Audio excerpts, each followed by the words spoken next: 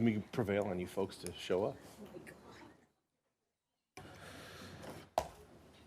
Okay, call to order the July 15th, 2019 Board of Aldermen regular meeting. Would everyone please join with me in saying the Pledge of Allegiance? Pledge of allegiance to the flag of the United States of America and to the republic for which it stands, one nation, under God, indivisible, with liberty and justice for all. Roll call, please, Shelley. Alderman Kramer. Present. Alderman Leahy. Here. Alderman Lockmiller. Here. Alderwoman Parker Tice. Here. Alderman Plufka. Here. Alderwoman Sims. Here. I have Alderwoman O'Neill absent and Alderman Weggie. Thank you, Shelley.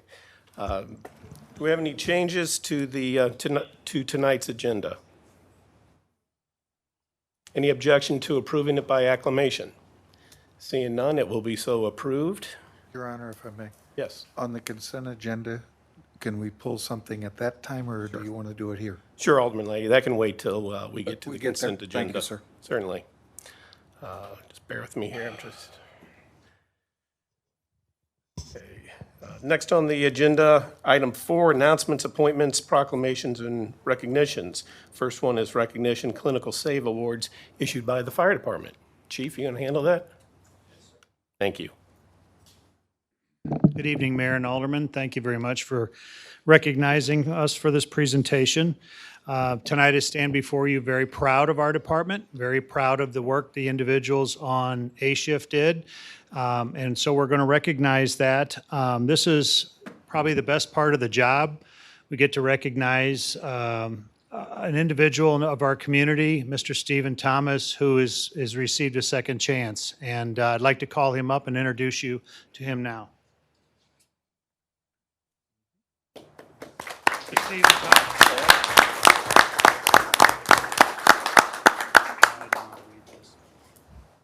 So I would like to read a little description of what took place that day. This was on March 28th, 2019. Brentwood Fire Department was dispatched for an unconscious and unresponsive person. Emergency 911 was contacted and the call was received at East Central Dispatch Center. East Central Dispatch Supervisor Monica Overall took the initial call and began trying to determine what was going on. Once it was determined the patient was unconscious and unresponsive, instructions were given to the caller on how to perform CPR on the victim. Simultaneously, while those instructions were given, dispatcher Mike Harrell was handling all of the normal ECDC fire radio traffic as well as getting Brentwood units dispatched to this call.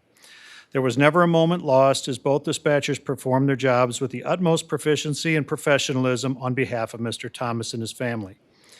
When Brentwood firefighter paramedics arrived on scene, they found a man unconscious and unresponsive with CPR being administered by a bystander, Mr. Tim Yos. The crew immediately took over patient care and began advanced life support care for Mr. Thomas. An initial electric shock was delivered, and that shock provided a jump start to Mr. Thomas's heart to get it beating regularly again. The crew continued supporting Mr. Thomas's breathing and vital signs while preparing him for transport to St. Mary's. Once the EMS crew arrived at St. Mary's Emergency Department, that staff took over patient care and determined Mr. Thomas's needed the help of the cardiac cath lab. Mr. Thomas was taken directly to the cath lab where he was treated for a serious blockage in his heart. His condition continued to improve after treatment, and he remained at St. Mary's until he could be released to return home. In closing, the entire system worked well for Mr. Thomas that day because Mr. Tim Yos chose to get involved. Dispatchers that were trained in emergency medical dispatch procedures, first responders gave their best effort, hospital staff and departments worked in conjunction to recognize the blockage and correct it. When everything came together, along with divine intervention, Mr. Thomas received a second chance at life.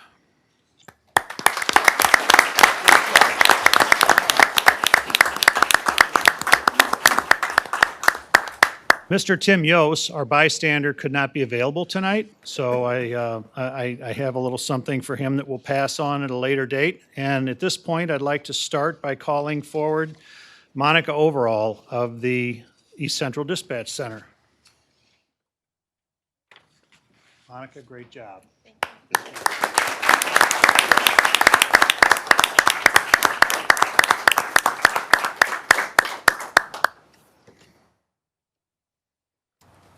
Chief Curtin. Will there be a photo opportunity? Yes. Because Janet's waiting. Oh, okay. Okay. Yeah, we'll get everybody together before we end. Okay, so as I call forward our firefighters, if they would please come on in when I read their name. Lieutenant Robert Flamian.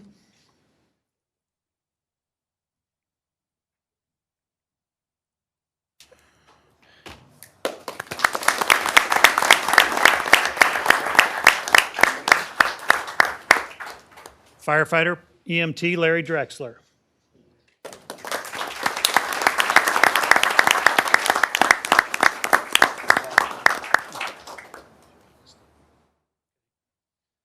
Firefighter paramedic Steve Brown.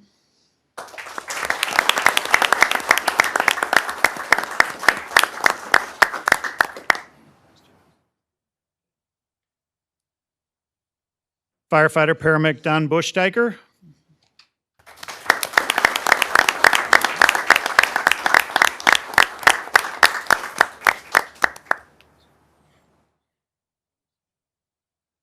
And last but not least, Seth Carey, firefighter paramedic Seth.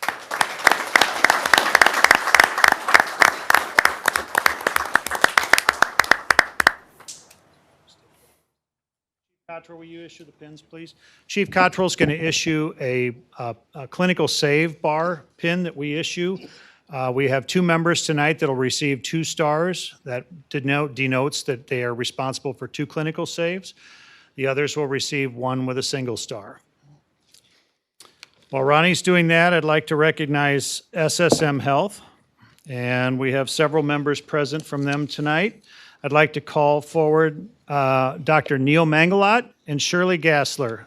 Dr. Mangalot is one of the heads of emergency department at SSM, and Shirley is our EMS team leader.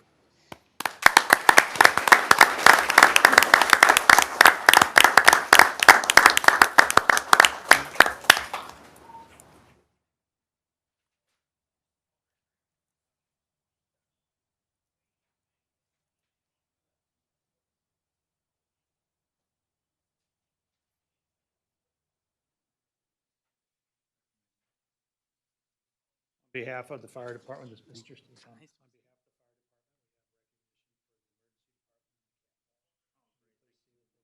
Absolutely. Thank you very much.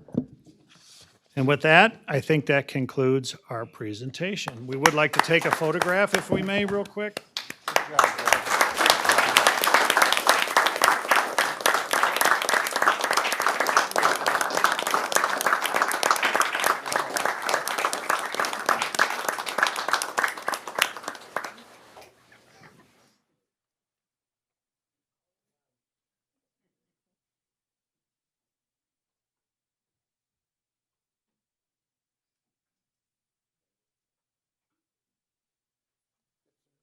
Thank you very much, everybody. Appreciate it. Mayor, Board of Aldermen, thank you very much. Thank you, Chief.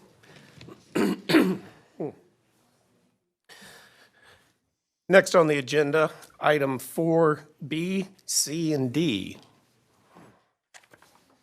Police Department swearing in of Officer Amber Hayes, Officer Jamie Clark, and Officer Vince Mullen.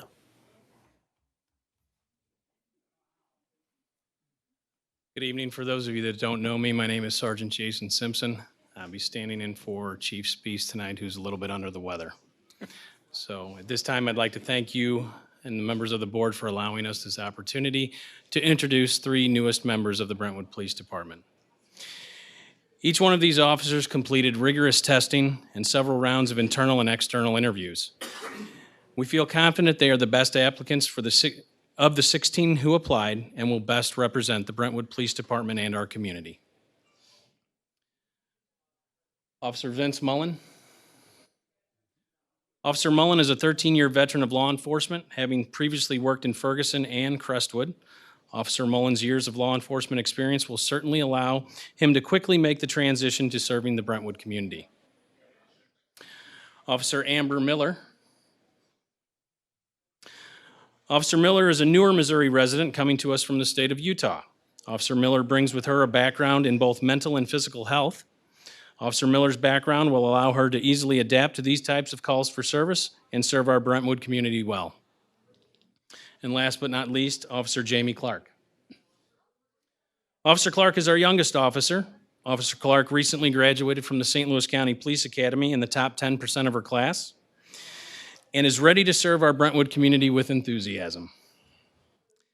At this time, I'd like to invite Officer Mullen's wife, Jessica, Officer Miller's husband, Eric,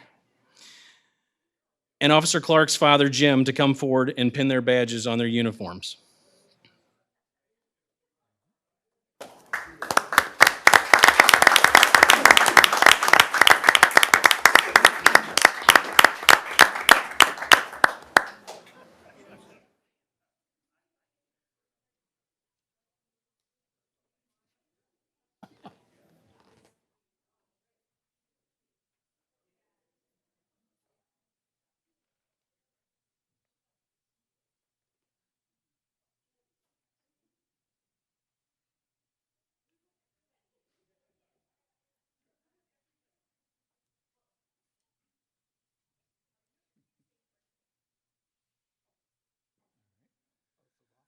Would everyone please join me in welcoming our 3 new Brentwood Police Department police officers? Thank you.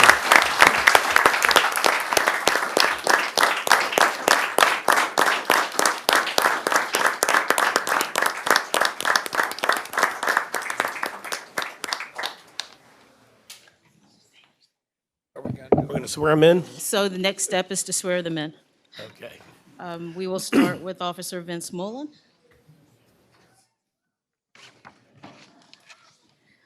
Repeat after me. I, Vince Mullen, do solemnly swear I, Vince Mullen, do solemnly swear that I will support the Constitution of the United States that I will support the Constitution of the United States and the Constitution of the State of Missouri and the Constitution of the State of Missouri and the ordinances of the City of Brentwood, and the ordinances of the City of Brentwood, that I will faithfully demean myself that I will faithfully demean myself in the office of the police officer in the office of the police officer for which I was appointed on the 15th day of July 2019. I was appointed on the 15th day of July. Congratulations. Thank you very much.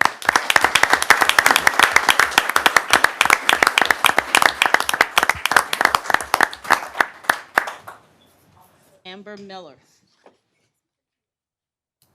I, Amber Miller, do solemnly swear I, Amber Miller, do solemnly swear that I will support the Constitution of the United States that I will support the Constitution of the United States and the Constitution and laws of the State of Missouri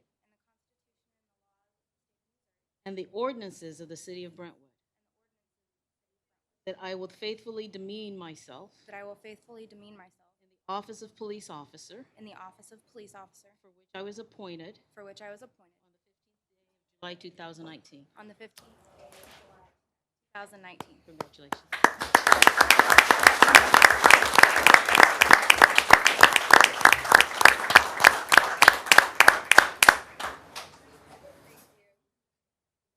I, Jamie Clark, I, Jamie Clark, solemnly swear do solemnly swear that I will support the Constitution of the United States that I will support the Constitution and the Constitution and laws of the State of Missouri and the ordinances of the City of Brentwood. I will faithfully demean myself that I will faithfully in the office of police officer in the office of police officer I was appointed for which I was appointed on the 15th day of July 2019. on the 15th.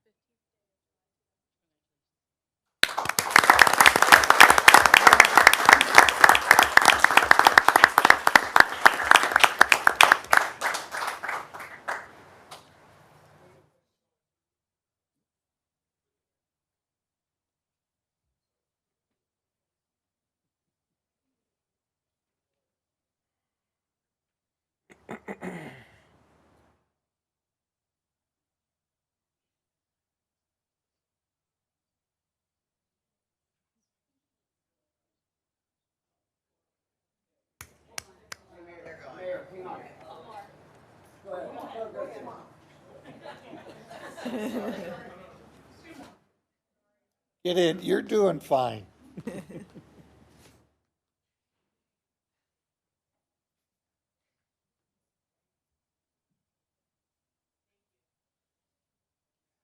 All right.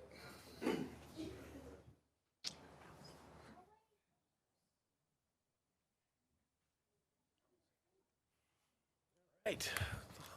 With all this police and fire, I'm not sure I've ever felt safer.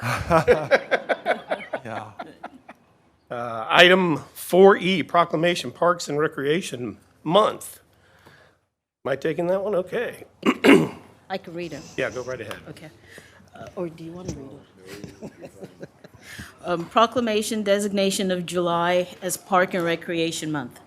Whereas parks and recreation programs are an integral part of communities throughout the country, including the city of Brentwood, Missouri, and whereas our parks and recreation are vitally important to establishing and maintaining the quality of life in our communities, ensuring the health of all citizens, and contributing to the economic and environmental well-being of a community and region. And whereas parks and recreation programs build healthy, active communities that aid in the prevention of chronic disease, provide therapeutic recreation services for those who are mentally or physically disabled, and also improve the mental and emotional health of all our citizens. And whereas parks and recreation programs increase a community's economic prosperity through increased property values, expansion of the local tax base, increased tourism, the attraction and retention of businesses, and crime reduction. And whereas parks and recreation areas are fundamental to the environmental well-being of our community, and whereas parks and natural recreation areas improve water quality, protect groundwater, prevent flooding, improve the quality of the air we breathe, provide vegetative buffers to development, and produce habitat for wildlife. And whereas our parks and natural recreation areas ensure the ecological beauty of our community and provide a place for children and adults to connect with nature and recreate outdoors. And whereas the United States House of Representatives has designated July as Parks and Recreation Month, and whereas the city of Brentwood, Missouri recognizes the benefits derived from parks and recreation resources, now therefore I, Mayor David A. Dimmitt, by the authority vested in me as mayor of the city of Brentwood, Missouri, and on behalf of the Board of Aldermen, do hereby recognize the month of July as Parks and Recreation Month in the city of Brentwood. Thank you. Okay. Oh, yeah. Bola, I think did the doors have to be open? they I have think to they be open. accidentally got Yes. closed. Both doors. Great, thank you. Okay, next on the agenda, item 5, public hearings. We actually have 2 or 3, depending on how we look at it. First one is public hearing to pursuant to the Community Improvement District Act, sections 67.1401 through 67.1571 of the revised statutes of Missouri. So I will gavel in the public hearing for item 5A.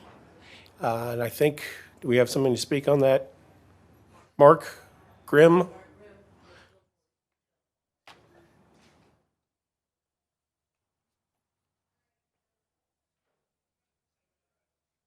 Good evening. I'm Mark Grimm with Gilmore and Bell. I don't know how much detail you want to go into as far as, not much. Okay.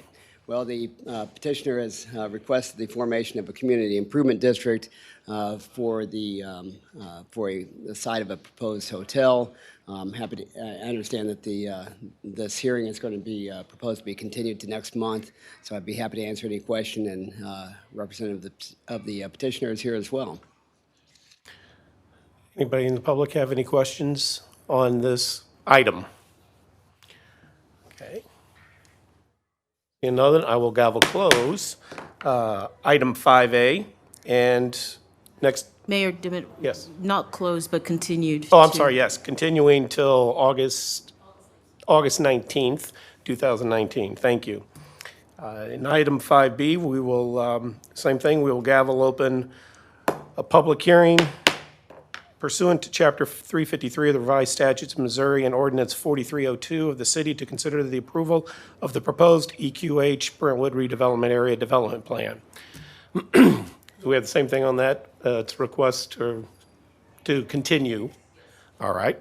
Anybody in the public care to, yeah, go ahead, Mark. And Mayor, I should have noted that notice of the both public hearings has been posted in accordance with law and also published as required by Missouri statutes. Notice of the 353 public hearing was also sent to each affected taxing district. Okay. Thank you. Anybody else in the public care to speak to this matter? If not, then we will continue this public hearing also until August 19th, 2019.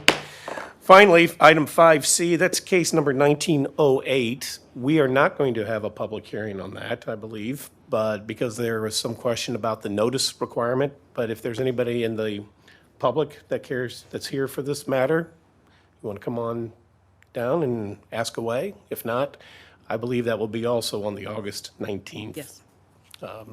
agenda.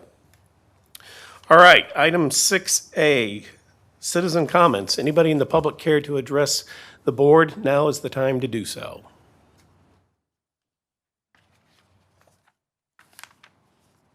Seeing none, we'll move on to item 7, mayor and alderman reports.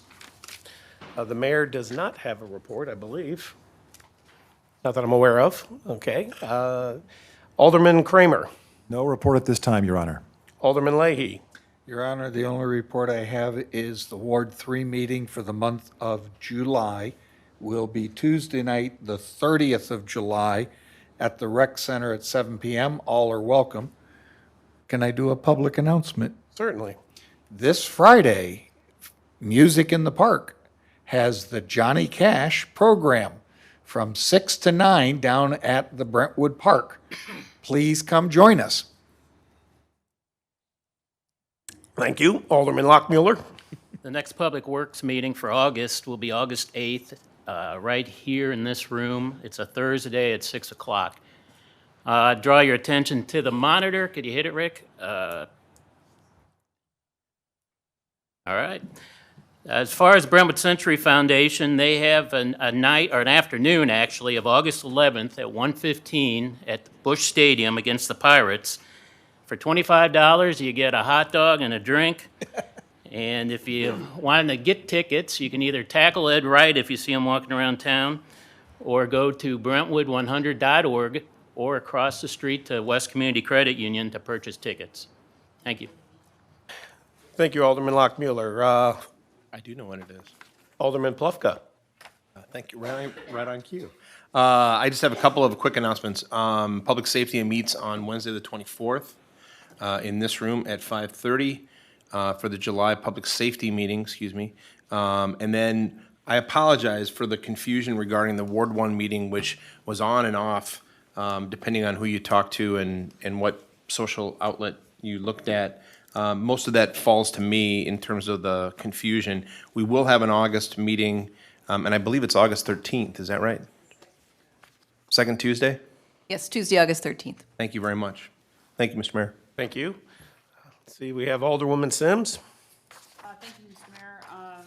The August 1st Ways and Means meeting will not occur due to conflict. And at the last committee meeting, we talked about August 8th, but now hearing Alderman Lockmiller's announcement, I'm not sure that will work.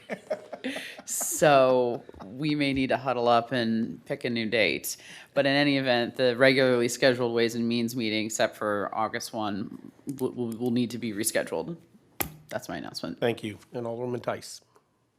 No report. Okay, thank you. I do have something I forgot to mention that should not take too terribly long. As some of you may or may not know, you should know, the public in the state of Missouri, we passed an initiative last year for medicinal marijuana.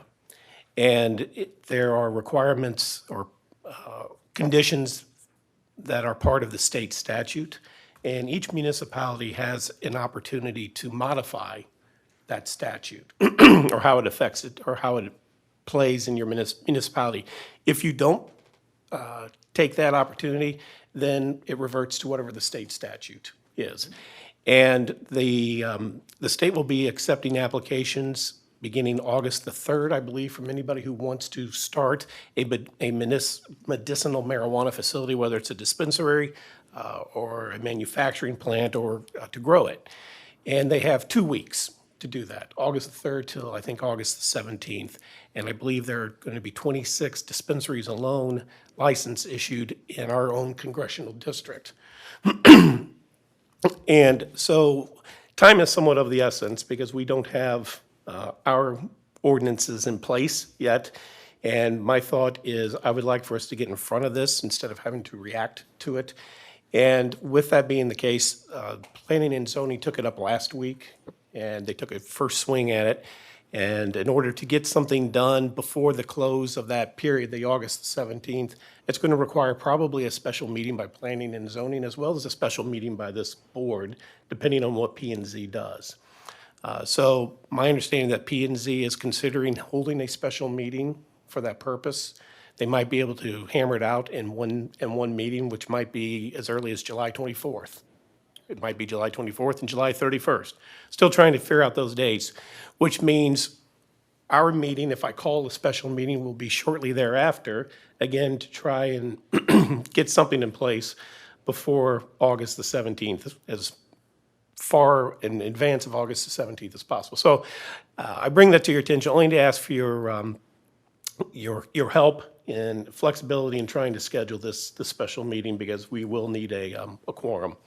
But I'm thinking we're probably looking at the first week in August to have that special meeting of this board for that sole purpose.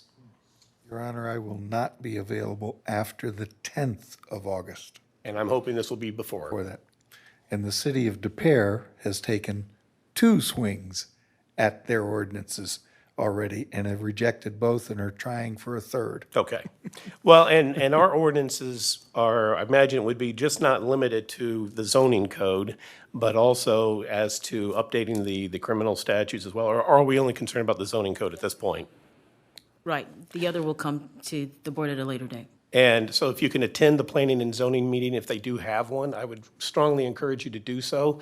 You can also live stream that now through YouTube if you can't make it to the physical building. But what they are looking at is what particular districts to permit this, and then secondly, what the different buffer zones should be among many things, as you might imagine. But it's very important, and so again, I appreciate in advance any help that you can give.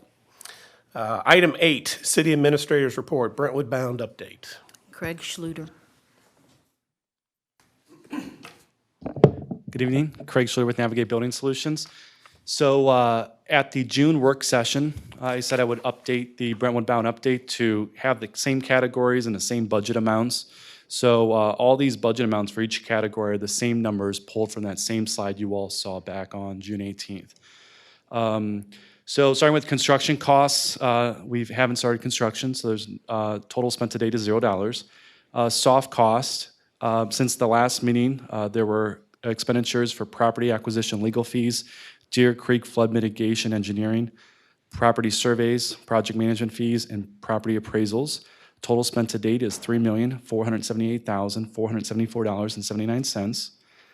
Property acquisitions, so since the last meeting, as I mentioned at the work session, the city put the first deposit in for the MoDOT property acquisitions. This is not on the warrant list because you all approved this back, I think, in December or January. And then as I mentioned, MoDOT said they were going to be ready in January, then they needed more time. So the city did not send that roughly $1.4 million until roughly the first, I think it was June 17th. So I'm capturing that money in this amount spent since the last Board of Aldermen meeting because that was not captured prior to this. So since the last meeting, it was at MoDOT first initial deposit for property acquisitions and the St. Louis County Court costs for the TMD's commissioner hearing. Total spent to date is $8,289,149.09. The last category is contingency. No money's been spent to date, and that budget's still the $10 million, which is the same number I presented to you all back in June. One other update, I know the Clomar is always a hot topic. So we heard last week FEMA hires a consultant to do the Clomar reviews. That consultant told the team that they approved the Clomar, and they sent the recommendation to FEMA. FEMA told Jacobs on late last week that they had 2 just clarification comments. Jacobs responded Thursday night. that FEMA project manager said, this works for me. I have to send it up above me to get the final CLOMAR approval. So we expect literally any day now. It could have happened this afternoon. I was praying for it. Didn't get the email. But any day this week, we expect that final FEMA executive CLOMAR approval, and we'll let you all know immediately. So it's all good news. Thank you, Craig. Any questions for Craig by the board? I have a comment, Mr. Mayor. So thank you for adding the total spent to date. You kind of updated this a little bit, so thank you, and I'll come back around again. But thank you for this step forward. So. Great, thank you. All right, thank you all. Anything else? Thanks, Craig. Okay, next on the agenda, consent agenda, Alderman Leahy. Your Honor, I'd like to request that we pull Resolution 1155 and have it as a standalone, please. Okay. Just, is it going to be absolutely necessary? I mean, are there any questions that you have? We might be able to keep it on the agenda, or is this, you think it's going to take a while? I don't know. I don't know if my feelings and opinions on the matter are going to be that meet with resistance or might meet with favorable acceptance. No, I just meant if there were just some questions that you had, some clarifications, we can take care of it without removing it from the agenda. It sounds like that's not the case. Why don't we take it off the agenda? I'd like to have it as a standalone vote, if I may, please. Okay. Thank you, sir. Certainly. Anybody else? Alderman Kramer. Yes, Mr. Chairman, if I could ask permission to withdraw 9D, the warrant list, from the consent agenda, I'd like to be able to vote on that separately. Okay. And still be able to vote on the rest of the items on the agenda. All right. Do we need a motion for that, Mr. City Attorney, to remove those, or we can just go ahead and take it up as is? Take it off. Okay. So we are removing the chair's prerogative 9D and 9F from the consent agenda, leaving still a very full agenda. We have the standing committee reports, the minutes of both the June 17th and the June 18th regular or special meetings of the Board of Aldermen. Resolution number 1154, which is an agreement with the City of Brentwood and the Lauer Appraisal Company in a court-related valuation trial. Resolution 1156, which is a resolution authorizing and approving an agreement with Pavement Solutions. Resolution number 1157, a resolution authorizing and approving an agreement with Cosney Wagner for engineering professional services. Resolution number 1159, which is a resolution authorizing and approving an agreement with Zobrio for financial systems. Resolution number 1160, which is a resolution authorizing and approving an agreement with Steve's Hauling and Excavating. Resolution 1161, which is a resolution authorizing and approving an agreement with Reinhold Electric for streetlight improvements. And finally, Resolution number 1162, which is a resolution authorizing and approving an agreement with Horner Schifrin for professional services review and update of city ordinance for stormwater drainage control. Chair would entertain a motion to approve the consent agenda. So moved. Second. All right, we have a motion and a second to approve the consent agenda. Do we have any discussion? Consent agenda as amended, do we have? Yes, consent agenda as amended. That was my motion. Yes, okay.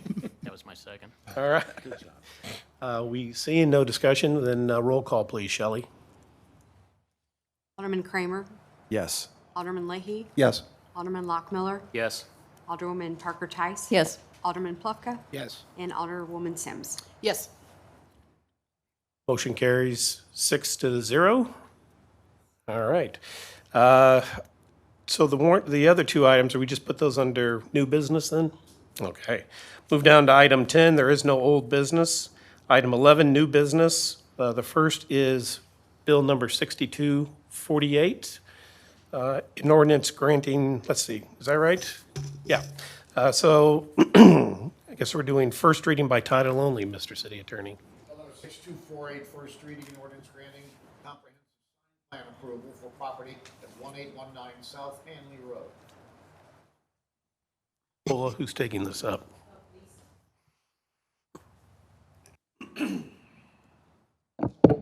Good evening. So this particular application originated from the Planning and Zoning Commission, and they took this item up at their June and July Planning and Zoning Commission meetings. And what the particular application is for an ordinance to grant approval to a comprehensive sign plan for the new Aspen Dental Office Building that's currently under construction at 1819 South Hanley Road. And so just a quick little background, the Hanley Station development, there is a overall comprehensive sign plan that was approved with Hanley Station years ago when the original development plan was approved. But the outlots, which consist of like Buffalo Wild Wings and then this lot now where the office building is under construction, was not part of that sign plan. So for those particular properties, if their desires for signage for their business is not able to be done under just our general signage regulations, then they still have the option for individually to come back to the Planning and Zoning Commission and the Board of Aldermen for a comprehensive sign plan that just governs that property. So that's what this application is for. So under the code, they would have been allowed just actually one wall sign, and that would have been the elevation, the east elevation, which fronts Hanley Road. But they do desire their primary entrance to their building is actually going to be on the west elevation, which faces the parking structure there. So they did desire to have a sign on that elevation as well. And then originally that actually talked about signage also on the north and south elevation. So this kind of, again, worked through the Planning and Zoning Commission, the Site Plan Subcommittee, and at the last meeting in July, the Planning and Zoning Commission recommended to the board that they grant a comprehensive signage plan for 2 wall signs instead of the 1 that would have been required by, or would have been allowed by code. So the recommendation from the P&Z is to allow 2 wall signs to Aspen Dental, 1 on the east, 1 on the west elevation, the same total sign area allowance for each sign, which is 60.10 square feet. The only other item that this ordinance includes is also they had one change that they wanted to make to their architectural elevations, which was to add blue awnings to the building. And at first they had proposed using a metal standing seam material, but the commission and the applicant again had worked together and they decided that the preference would be to allow the awnings, but for that to be a fabric material. So that's really what's before you tonight, is to approve the comprehensive sign plan. And they are asking for first and second reading for this tonight. And largely that's because, as we mentioned, the building is under construction, is actually going to be completed fairly soon. And they would like to go ahead and order their signage. Questions? Alderman Plufka. Thank you. I don't see in the application either the north or south elevations. So that was taken out. So, Okay. yeah, Because they there's- actually. Because there's no would- signage, is that Well, why? so they withdrew it. After they didn't get favorable approval from the Planning and Zoning Commission, they altered their package. My suspicion is that these blue rectangles on the east and west elevations at the edges of the buildings, those represent sort of the side of what was originally proposed as 2 more signs? Correct. Okay. they'll- The exterior of the north and south elevation, I know it's already been approved, I'm assuming, but it's similar, I mean, not in roof line, but in material to what we see on east and west? Yes. It'll Thank you, be Mr. pretty Mayor. much symmetrical on all 4 sides. Thank you, Mr. with Mayor. Materials. Any other questions? A second reading by title only, Mr. City Attorney. Bill number 6248, second reading and consideration for adoption, an ordinance granting a comprehensive sign plan approval for property at 1819 South Hanley Road. Thank you. Chair would entertain a motion to perfect Bill number 6248 into ordinance form. So moved. Second. We have a motion and a second. Motion by Alderman Leahy, second by Alderman Lockmuller. Any further discussion? Roll call, please. Alderman Kramer? Yes. Alderman Leahy? Yes. Alderman Lockmiller? Yes. Alderwoman O'Neill is absent. Alderwoman Parker Tice? Yes. Alderman Plufka? Yes. And Alderwoman Sims. Yes. Motion carries 6-0. Next on the agenda is item 11B, Bill number 6249. First read by title only, please, Mr. City Attorney. Bill number 6249, first reading and ordinance approving a final subdivision plat of a parcel located at 2214 Hatton Lane into 2 single-family residential lots. Who's handling that? Lisa? Come on down. So this particular bill is for an ordinance to really re-subdivide a parcel that's at 2214 Hatton Lane. And originally, this would have been 2 lots, and the owners and the one who reside at 2214 Hatton Lane would like to re-subdivide it back into the 2 lots that were recognized by the original plat. This is kind of more of a ministerial action by the Planning and Zoning Commission and by the Board of Aldermen. So what it comes down to is if it kind of meets all of the subdivision and zoning requirements, then we still need to get an ordinance on file before the subdivision could legally be recorded over by the county. So this is recommended for approval by the Planning and Zoning Commission.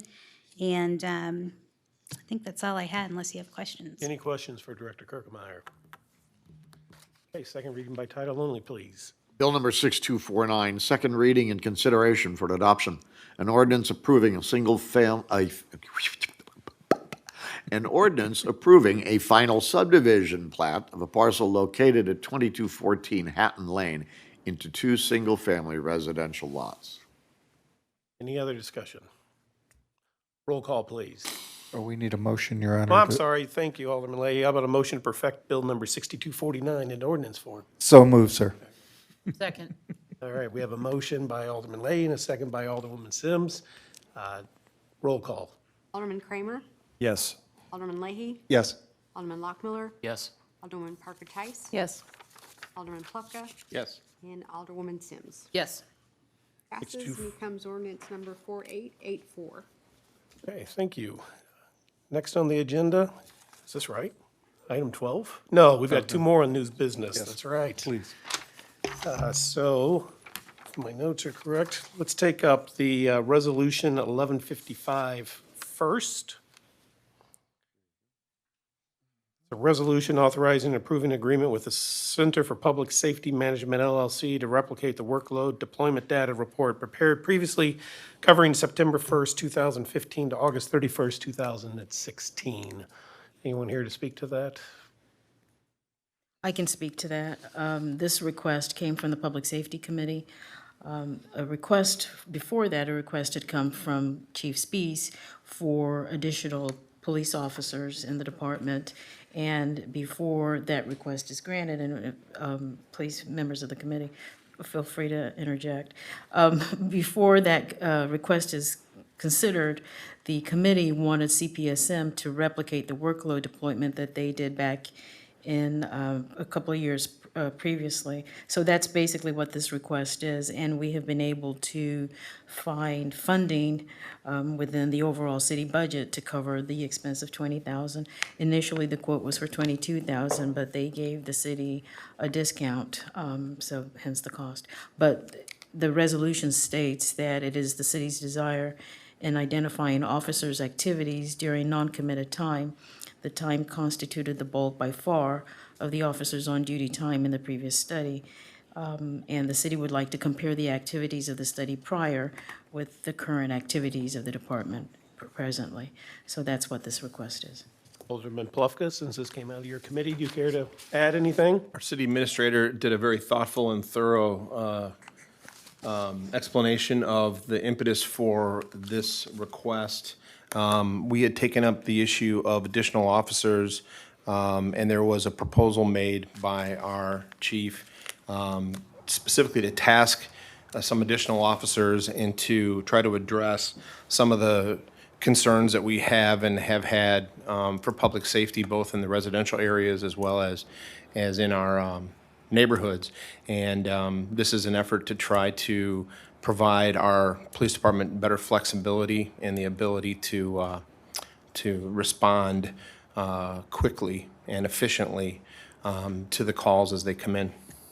And so before we go down the road of talking about whether or not it makes sense for us to add additional officers, we received a report from the police department, but on the committee, the members were concerned because the original CPSM study had indicated that our officers in non-administrative time or in administrative time, non-committed time, were spending the vast majority of their day upwards of 60 or 70% of their day, not really engaged in any specific task. We've talked about this and we speculated about the fact that how our officers are deployed and how they are patrolling now bears little resemblance to how they patrolled when this data was originally gathered. And so we thought it appropriate collectively as a committee to revisit the analysis and to see whether or not what we all, I think, suspect is borne out by the independent data. Okay, thank you, Alderman Plufka. Do we have any questions for, I think you probably do, yeah. Go right ahead, Alderman Leahy. Your Honor, thank you. I asked to bring this one up separately on its own because I was reading through it and going back to the old report. I'm very confused as to why we would want to spend $20,000 to look at a manpower report where the manpower report already tells us that we're 60 to 80% officer discretionary time. We see in our own statistics that the police department puts out that the officers have this extra time to work with. We've had complaints from the neighbors, and we get in the weekly reports from the city administrator that the officers do go through and cover the entire city of Brentwood, because we get this lovely snapshot that shows the GPS positioning showing that they've gone through.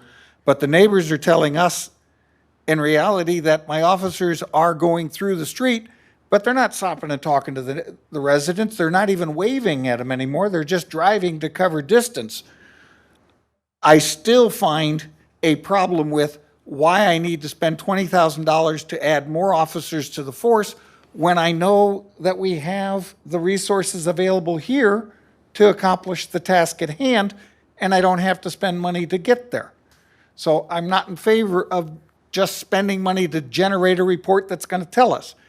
CPSM already cautioned us that our own data collection methods in the police department don't really give them a good handle on how to generate a measuring stick on this.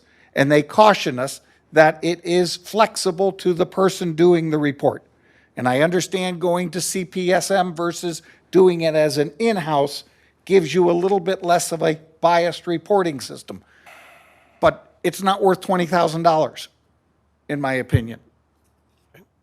Alderman Plufka? Yeah, I can just respond. I mean, the alderman is certainly entitled to his opinion. I don't share it. And I will tell you that what data was gathered to prepare the first CPSM report was under the administration of 2 chiefs ago. And I would think anybody who even has a cursory understanding of how our police force operates would admit that the way we deploy officers, the way they patrol, and the amounts that they patrol bears little resemblance now to what it was then. In addition, we received a report authored internally, but demonstrating that not only, giving anecdotal examples as to how and why the additional officers are needed. It's not just an issue of coverage. Well, it's primarily an issue of coverage, but it's also an issue of effectiveness. The fact that we have officers out in the neighborhoods, out patrolling, those are not officers that are engaged in what CPSM described back then as non-committed time. They're patrolling. That is their job at that moment. Whether they're getting out and stopping and engaging people in conversation or whether they're driving through neighborhoods, this is not non-committed time, and it puts a strain on the balance of the patrolling that's going on.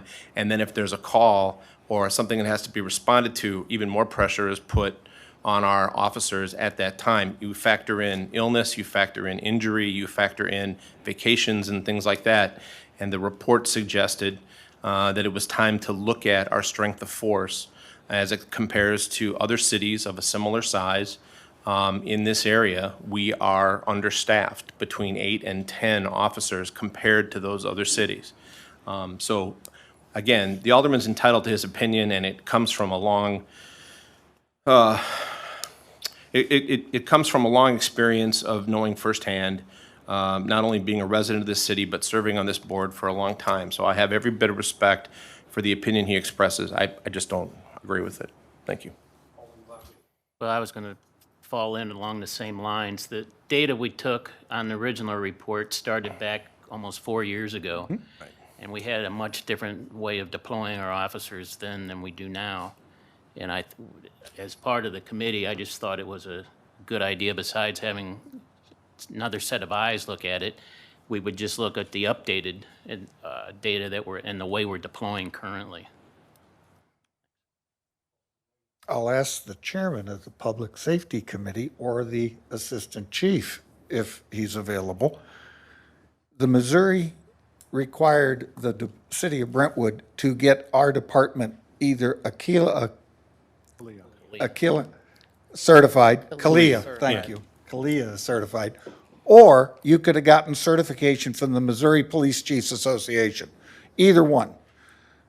Neither of those two certification groups give us a how many officers per this city. So when the chairman says that we are understaffed, I need to know where that number is coming from. It comes from the anecdotal evidence of that Richmond Heights has 8 more officers than we do, and they are of a similar size and situation. Maplewood has 10 more officers than we do. Other comparative cities, compared to cities, I guess, I don't know. Other cities we compare ourselves to, how about that? Okay. In the report that we received as part of our initial taking up of this issue, we are by far the least staffed at 28 officers. And we were even lower than that until we swore in these officers tonight. I was gonna say, when you use the number 28, forgive me, Your Honor, can we have a back and forth exchange with the chair's permission? I will allow. Thank you. When we talk the number 28, is that with or without the 3 new officers that we just picked up today? I think it's with. So we're at 28 fully complemented right now. I believe that's correct. I thought we was at 27 and we had 1 officer we lost and you gained 3, that gets me to 30. That's why I'm having question with the numbers. We can ask our, The expert here in attendance is right. no, we are. That is correct, sir. We're authorized for 28, and these 3 just brought us to 28. We were at 25. We were under because of other people leaving the force and stuff to work with. Correct. 2 Yep. other, yeah. 3 vacancies. Thank you. 3 vacancies. Okay, 3 vacancies. thank you. Nope, that's where I'm at. Well, then the chair would entertain a motion to approve resolution number 1155. So Mayor, is moved. your mic on? Second. Oh, thank you. Okay, so we have a motion to approve by somebody and a second by, motion to approve by Alderwoman Sims and seconded by. That's fine. Okay. Yep. All right. Since we're spending money, I guess we need to do a roll call on this. Shelley? Alderman Kramer, Yes. Alderman Leahy, No. Alderman Lockmiller, Yes. Alderwoman Parker Tice, Yes. Alderman Plufka, Yes. Alderwoman Sims. Yes. All right, I count 5 yeas and 1 nay. Next item on the agenda, at the request of Alderman Kramer, was the removal of the warrant list. A question that the chair has for the alderman, though. Do you have questions about both warrant lists, or is it just the one, the operating budget? Just the operating budget. Okay, is it possible that we can go ahead then and get a motion to approve the warrant list relative to the certificates of participation? So moved. And if that motion could go ahead and include the amount of the warrant list, because I don't have it right in front of me. I don't either. Let's Is see. that the 253, I'm sorry. 200 and, so the chair will entertain a motion to approve the July 15th, 2019 Brentwood-bound warrant list paid with COP money in the amount of $253,315.86. It's So been moved. Second. We have a motion made by Alderman Lockmuller and a second by Alderwoman Tice. Any discussion on approving that warrant list? Okay, roll call, please. Alderman Kramer, Yes. Alderman Leahy, Yes. Alderman Lockmiller, Yes. Alderwoman Parker Tice. Yes. Alderman Plufka, Yes. and Alderwoman Sims. Yes. That passes 6 yea, 0 nays. That leaves us with the last warrant list in the amount, that's the operating budget expenditures in the amount of $989.12. Alderman Kramer, you have the floor. Yes, Your Honor. I own the property that was the recipient of service from a company named in the warrant list as it's listed there, and pretty much as a function of the sewer lateral program. So I'd like to recuse myself from the consideration of voting for this warrant list. Okay. Any other discussion on that warrant list? If not, then the board would, or the chair. Motion to approve the Thank you. warrant list in the amount of $722,989.12. Second. All right, we have the motion to approve made by Alderman Leahy and second by Alderman Plufka. Any further discussion? We have Alderman Kramer recusing himself from this matter, Shelley, so please, roll call. Alderman Leahy, Yes. Alderman Lockmiller, Yes. Alderwoman Parker Tice. Yes. Alderman Plufka, Yes. and Alderwoman Sims. Yes. 5 yeas, 0 nay. Thank you. All right, now we're down to item 12A, citizen comments. Anybody in the public care to address the board? Now is the time to do so. We have none, so we will move on to item 13. I'm sorry. Nope, got one. Mr. Wilson. Sorry about that. All right, I was in the corner. Hi, my name is Mark Wilson, 2214 Haddon Lane. One, thank you for this evening, but on top of that, I just wanted to commend Ms. Corkemeyer. This, going through the process would be cumbersome for anyone, and she was very helpful throughout the process, very kind. She even experienced some personal difficulties in her own family, and still she made sure that she stuck to it and got things through. And so I just want to applaud her on that. Thank you, Mark. We appreciate that. As we like to say, too often we hear complaints and we rarely hear compliments, so we take those whenever we can get those. Thank you. Now, the chair would entertain a motion, I guess, to go into closed session pursuant to legal RSMO 610.0211 and real estate RSMO 610.0212. And adjourn. And to adjourn therefrom. So moved, Your Honor. Second. All right, we have the motion made by Alderman Leahy and seconded by Alderwoman Tice. I guess we gotta go roll call on this.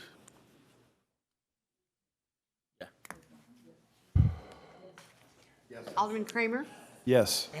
Alderman Leahy, Yes. Alderman Lockmiller, Yes. Alderman Parker Tice. Yes. Alderman Plufka. Yes. And Alderwoman Sims. Yes. All right, vote 6-0, we will adjourn, we will reconvene in about 5 minutes in the conference room. Thank you, everybody.